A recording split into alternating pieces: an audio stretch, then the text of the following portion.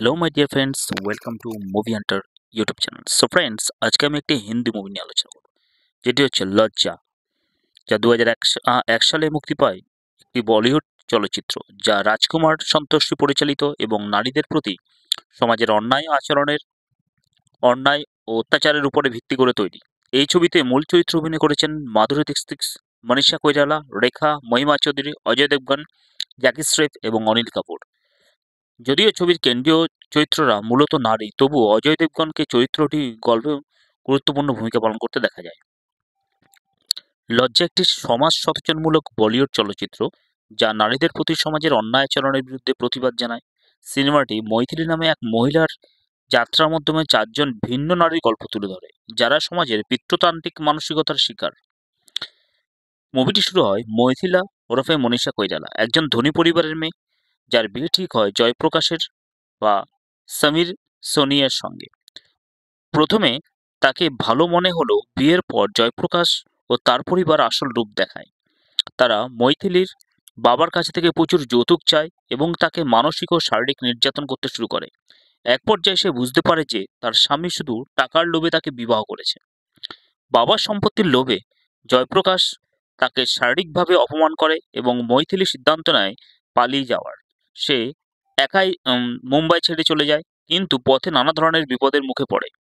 তার ওই যাত্রায় সে সমাজে বিভিন্ন স্তরের নারীদের সংগ্রামের সঙ্গে পরিচিত হন।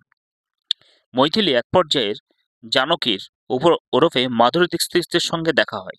জানকী একজন প্রতিভাবান থিয়েটার অভিনেত্রী, যার স্বামী পুরুষতান্ত্রিক মানসিকতায় আক্রান্ত।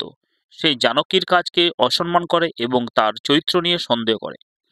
জানকীর সহ অভিনেতা অভিনয়শিল্পী ওরফে সুরেশ তার সম্পর্কে মিথ্যা অভিযোগ তোলে, যার ফলে তার স্বামী তাকে ছেড়ে দেয়। অবশেষে জানকী সমাজের সামনে নিজের সম্মান রক্ষা করার চেষ্টা করেও ব্যর্থ হয় এবং তাকে অবমাননার শিকার হতে হয়। মৈথিলী যখন গ্রামে পালিয়ে যায়, তখন তার পরিচয় হয় রাম দুলাবির অর্থাৎ রেখায়ের সঙ্গে, যিনি গ্রামের দাইমা হিসাবে কাজ করেন। তিনি গরিবদের সন্তান প্রসব করানো সাহায্য করেন এবং অন্যদের পাশে দাঁড়ান। কিন্তু সমাজের ক্ষমতাবান পুরুষরা তার এই কাজ পছন্দ করে না। একদিন গ্রামের এক দুর্নীতিবাজ নেতা ওরফে ডেন জম্পা তার পুত্রবধূকে ধর্ষণ করে এবং রামদুলালি তার বিরুদ্ধে দাঁড়ায়। এতে রেগে গিয়ে ওই নেতা রামদুলালিকে প্রকাশ্যে অপমান করে এবং তাকে নির্মমভাবে হত্যা করে। পালিয়ে যাওয়ার সময় মৈথিলী বৈদেহীর ওরফে মহিমা চৌধুরী গল্প জানতে পারে। বৈদেহী একজন সুখী বিবাহিতা নারী ছিল, কিন্তু তার স্বামী ওরফে সমীর সোনি তাকে শুধু সন্তান জন্ম দেওয়ার যন্ত্র হিসেবে দেখে। যখন সে গর্ভবতী হয়, তখন তার স্বামী বলে যে সে শুধুমাত্র একটি ছেলে সন্তান চায়। বৈদেহী যখন জানতে পারে যে সে একটি কন্যা সন্তানের জন্ম দিতে চলেছে, তখন তার স্বামী তাকে পরিত্যাগ করে এবং তাকে সমাজের অপমানের মুখে ফেলে দেয়।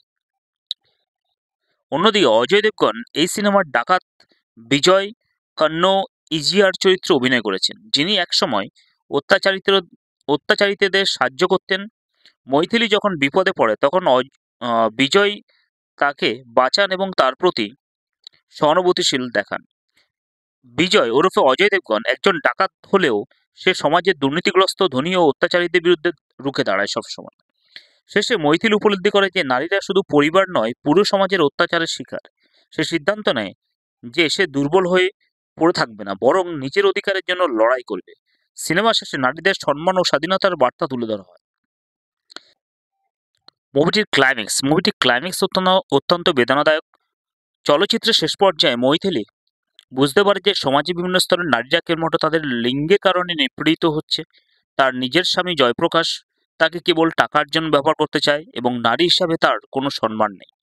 মৈথিলী যখন পালিয়ে বেড়াচ্ছিল, তখন সে ডাকাত বিজয় কন্নইজিয়া ওরফে অজয় দেবগন এর সাহায্য পায়। বিজয় একজন ন্যায়পরায়ণ ডাকাত। সে দুর্নীতিগ্রস্ত ও অত্যাচারী লোকদের শাস্তি দেয়।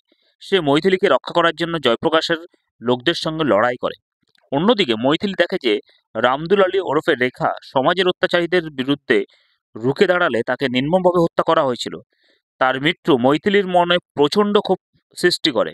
শেষ পর্যন্ত মৈথিলী বুঝতে পারে যে সে পালিয়ে থাকলে সমস্যার সমাধান হবে না। তাই সে নিজে ফিরে গিয়ে জয়প্রকাশের বিরুদ্ধে রুখে দাঁড়ানোর সিদ্ধান্ত নেয়। মৈথিলী তার পরিবারের সামনে গিয়ে ঘোষণা করে যে সে আর জয়প্রকাশের স্ত্রী হতে চায় না, বরং সে একা নিজের জীবনের সিদ্ধান্ত নেবে।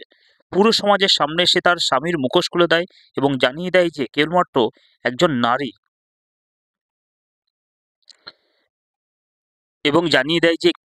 একজন নারী হওয়ার কারণে তাকে এতদিন অত্যাচার সহ্য করতে হয়েছিল। চলচ্চিত্র শেষে মৈথিলী তার নিজের শক্তি উপলব্ধি করে নেয় এবং সে ঘোষণা করে নারী কেবলমাত্র দুর্বল নয়, যদি সে চায় তবে সে সমাজের অন্যায়কেও শেষ করতে পারে দুর্গার রূপ নিয়ে। সিনেমার শেষ দৃশ্যে মৈথিলী আত্মবিশ্বাসের সঙ্গে নতুন জীবন শুরু করার সংকল্প নেয়। এই মুহূর্তটি সিনেমাটির নারীর ক্ষমতায়ন ও স্বাধীনতার এক শক্তিশালী বার্তা দিয়ে শেষ হয়। সুতরাং এই মুভিটি প্রধানত নারীর প্রতি যে অবহেলা, অবজ্ঞা এবং বঞ্চনা পুরুষ শাসিত সমাজে হয়ে আসছিল, সেটি এই মুভির মূল বিষয়বস্তু।